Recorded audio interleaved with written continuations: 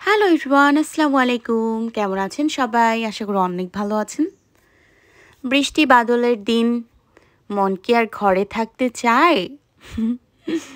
আমি একটু ফটোশ্যুট করছিলাম আর ভিডিও বানাচ্ছিলাম।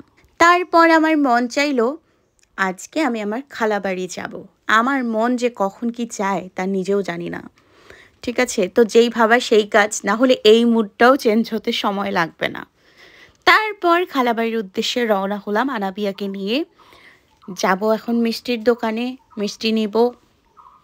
তারপর খালাবাড়িতে যাব। খালাবাড়ি যাব আর মিষ্টি নিব না, তা কি হয় বলুন?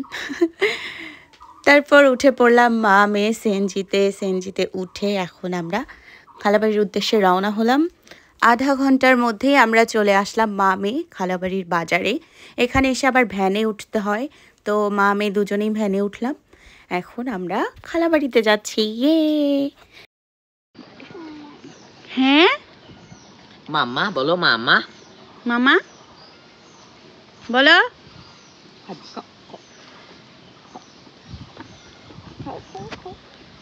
মামা কি দিয়েছে? লিচু বলতো, লিচু। আরাবিয়া বুঝতেই পারছিল না যে আমরা কিভাবে এখানে চলে আসলাম এত তাড়াতাড়ি। তারপর ও ছোটোমণিদের কোল খুব পছন্দ করে। এখানে কিছু ছোটোমণি ছিল, তাদের কোলে গেল, সেখানে গিয়ে বেশ হাসছিল। তারপর আমরা মা মেয়ে বসে লিচু খেতে লাগলাম, গাছের লিচু।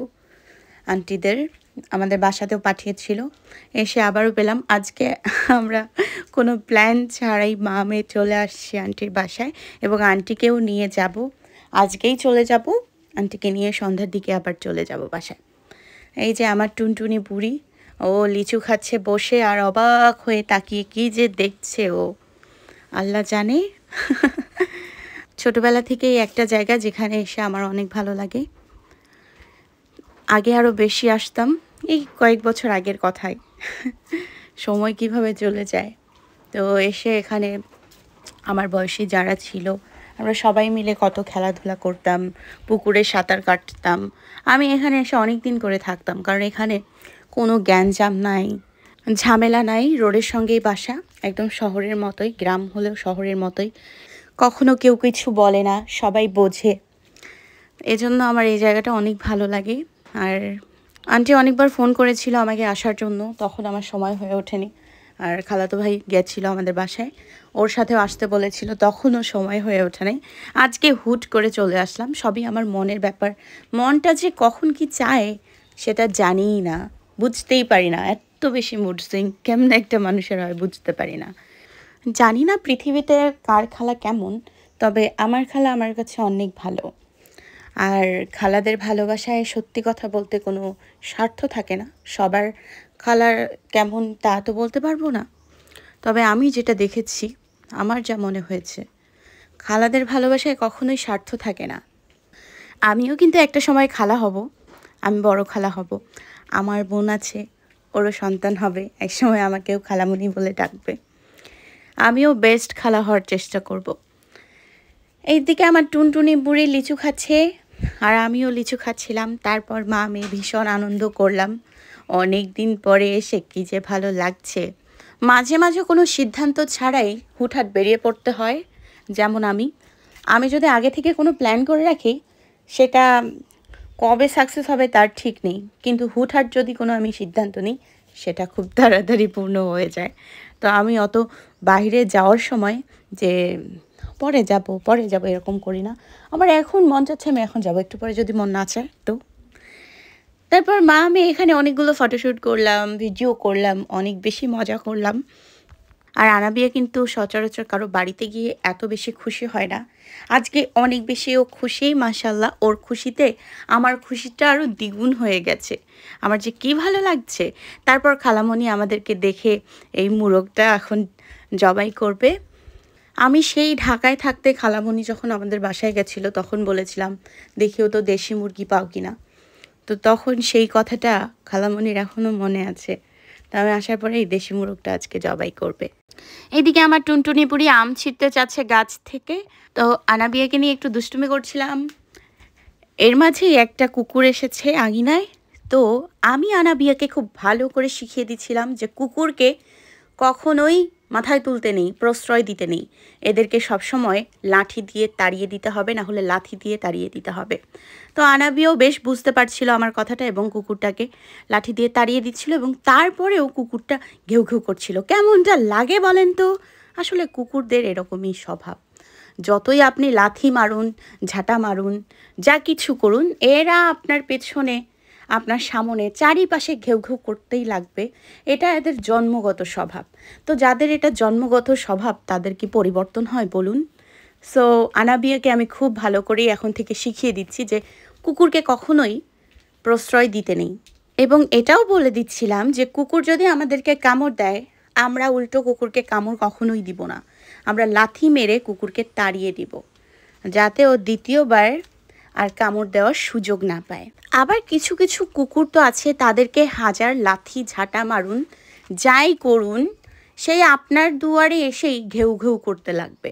তো আমরা যদি সেই দুয়ারটাকেই সারা জীবনের জন্য বন্ধ করে দেই, তাহলে কিন্তু কুকুর হাজার ঘেউ ঘেউ করলেও আমাদের কানে এসে পৌঁছাবে না, তাই না? তারপর আনাবিয়াকে বিবরণ দিয়েও বুঝিয়ে দিচ্ছিলাম যে এই কুকুরগুলোর কিন্তু লেজ থাকে না, আবার লম্বা লম্বা কানও থাকে না। এরা দেখতে কিছুটা মানুষের মতো হলেও আসলে মানুষ না। এরা হচ্ছে বহুরূপী, এদের রূপের শেষ নেই। কোথায় কখন কী রূপ ধারণ করতে হবে আর কোথায় কখন ঘেউ ঘেউ করতে হবে, এটা এরা খুব ভালো করেই জানে।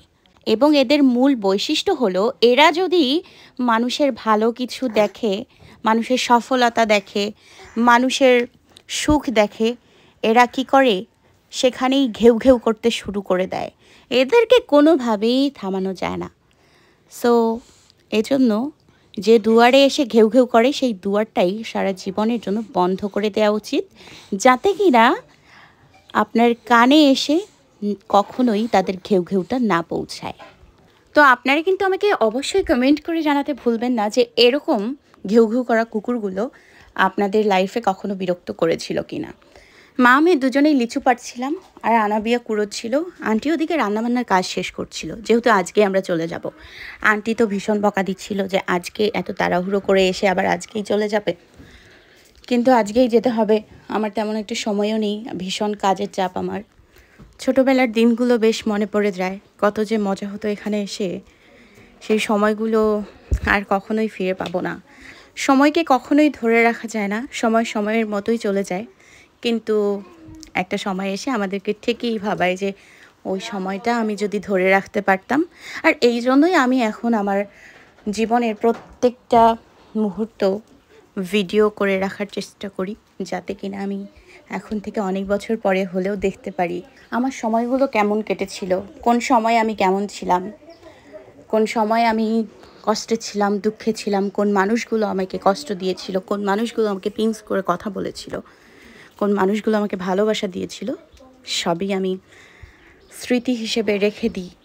তো এখানে মা মেয়ে দুজনেই আম খাচ্ছিলাম, আন্টি আম কেটে দিল, গাছের আম, ন্যাচারাল একদম। মা মেয়ে বসে আম খাচ্ছিলাম। একটা কথা জানেন তো, জীবন কখনোই কারোর জন্য থেমে থাকে না। কেউ এসে আমাকে খারাপ বললেই যে আমি খারাপ হয়ে যাব, তা কিন্তু না। আল্লাহ তো জানে আমি কেমন। কেউ এসে আমাকে খোঁচা মেরে কথা বললেই যে আমি থেমে থাকবো, তা কিন্তু না। কেউ এসে আমার চলার পথে বাধা সৃষ্টি করবে, তাই জন্য যে আমি সারা জীবন পঙ্গু হয়ে ঘরে বসে থাকবো, তাও কিন্তু না। আসলে কারোর জন্য কারোর জীবন থেমে থাকে না, কখনোই থেমে থাকে না, কোনো দিনও না। তো এই যে এখন যারা আমার চলার পথে বিভিন্ন রকমের বাধার সৃষ্টি করছে, এগুলো কিন্তু একটা সময় থাকবে না। আমি কিন্তু ঠিকই সব কিছু সামলে আমার মতো করে এগিয়ে যেতে পারবো। এগুলো আমার সাথে বিগত ৬-৭ বছর ধরে অনেক হয়েছে। আমি তো আর এখন থেকে ইউটিউবে কাজ করছি না, আমি তো আর নতুন না ইউটিউবে, যেগুলো দেখে আমি ভয় পেয়ে দমিয়ে যাব। আমি বিগত ৬ বছর ধরে এসব নেগেটিভিটির অনেক শিকার হয়েছি। অনেকেই দমিয়ে দেওয়ার চেষ্টা করেছিল, থামিয়ে দেওয়ার চেষ্টা করেছিল, আমি কিন্তু থেমে থাকিনি। আমার মতো আমি ঠিকই এগিয়ে গেছি। সো এগুলো আমার সাথে করে কোনো লাভ নেই। আমি যদি নতুন নতুন ইউটিউবে কাজ করতাম, তাহলে মনে হতো আল্লাহ এ আমাকে কী বললো, ও আমাকে কী বললো, মানুষ কী বলবে, এমুক কী বলবে, তমুক কী বলবে। তাহলে আমি ঘরের কোনায় চুপটি করে বসে থাকতাম। কিন্তু না, কুকুর ঘেউ ঘেউ করলেও আমার কিছু যায় আসে না। আমি আমার মতোই চলবো, এতে কে কী বললো আমার দেখার বিষয় না। খাবার দাবার হয়ে গেছে, আগে আনাবিয়াকে একটু খাওয়াবো, ওকে কলিজা আর আলু দিয়ে ভাত মেখে খাওয়াবো। কিন্তু আমার টুনটুনি বুড়ি খেতেই যাচ্ছে না, ইদানিং ওর নানুমণির হাতে বেশি খায় ভাত, তো ওর নানুমণিকে আজকে মিস করছে। আনাবিয়াকে খাইয়ে এখন আমরা খেতে বসবো, এই যে দেশি মুরগির তরকারি আর ভাত। টুনটুনিকেও বসিয়ে দিয়েছি আমার পাশে, ওকে আমার ভাতের মাংসগুলো ঝিরে ঝিরে খাওয়াচ্ছিলাম। মাশাআল্লাহ, ও অনেক আনন্দ করে খাচ্ছিল, আমার টুনটুনি বুড়ি। আমার আনাবিয়া যাদের কাছে চোখের মণি, তারাও আমার কাছে চোখের মণি। তো যারা আমার আনাবিয়াকে অনেক বেশি ভালোবাসেন, আমার আনাবিয়াকে চোখের মণি করে রেখেছেন, তারাও আমার কাছে অনেক বেশি ভালোবাসার মানুষ এবং আমার চোখের মণি। আর যারা আমার এই মাসুম সন্তানটাকেও পিঞ্চ করে কথা বলতে এতটুকু পরিমাণ বিবেকে বাঁধে না, তারা কি জানেন, তারা হচ্ছে আমার কাছে চোখের ময়লা। ঘুম থেকে উঠে দেখবেন আপনার চোখের কোঠায় অনেক সময় ময়লা লেগে থাকে, ঠিক সেরকম এই মানুষগুলো আমার কাছে চোখের ময়লা। খাওয়া দাওয়া শেষ করে মা মেয়ে দুজনেই একটু পুকুর পাড়ে চলে আসলাম বেড়ানোর জন্য, খালামণিও আছে সাথে। তো এখানে একটু হাঁটাহাঁটি করার পরে আন্টির বাড়িতে এসেছি, আর আম খাবো না, কাঁচা আম, তো চলে গেলাম আবার বাসায়। আন্টি এই আমগুলো আচার দেবে, সেই জন্য কাটবে। আর আমি যদি একটু আম মাখা না খাই তাহলে কি হয় বলুন, আম মাখা খেতে ইচ্ছে করলো, এদিকে আন্টি আচার দেবে, এজন্য আম কাটছিল। আর আমি শর্টকাটে একটা আম বারুনি বানিয়ে নিলাম। এই যে, আসলে কোনো জিনিস না একা খেয়ে মজা নাই, জানেন তো। সবাই মিলে যদি সামান্য জিনিসও হয়, শেয়ার করে খেতে কিন্তু অনেক ভালো লাগে। এই যে একা একা আম মাখাটা খাচ্ছি, একটুও ভালো লাগেনি। আর আরেকদিন ভিডিওতে দেখালাম আম বারুনি বানিয়েছিলাম, যে ওখানেই শেষ হয়ে গেছে, ওইটা কিন্তু অনেক মজা লেগেছিল। আজকে যে একা একা খাচ্ছি, এজন্য ভালো লাগছে না। তো মা মেয়ে দুজনেই আম বারুনি শেয়ার করে খাচ্ছিলাম, ও যদিও খেতে পারে না, তবু একটু হাতে দিয়েছিলাম। আপনারা এই আম বারুনিটা ট্রাই করেছিলেন কিনা আমাকে কমেন্ট করে জানাতে ভুলবেন না। আম বারুনিটা খেয়ে আমরা রেডি হব বাড়ি যাওয়ার জন্য। আনাবিয়াকে আর এই জামাটা চেঞ্জ করাবো না, এটা পরেই নিয়ে যাব, কারণ প্রচুর গরম, ও ড্রেস চেঞ্জ করতে যাচ্ছে না, তো এরকমই যাব, রাত হয়ে যাবে যেতে যেতে। তো ভালো থাকবেন সবাই, আল্লাহ।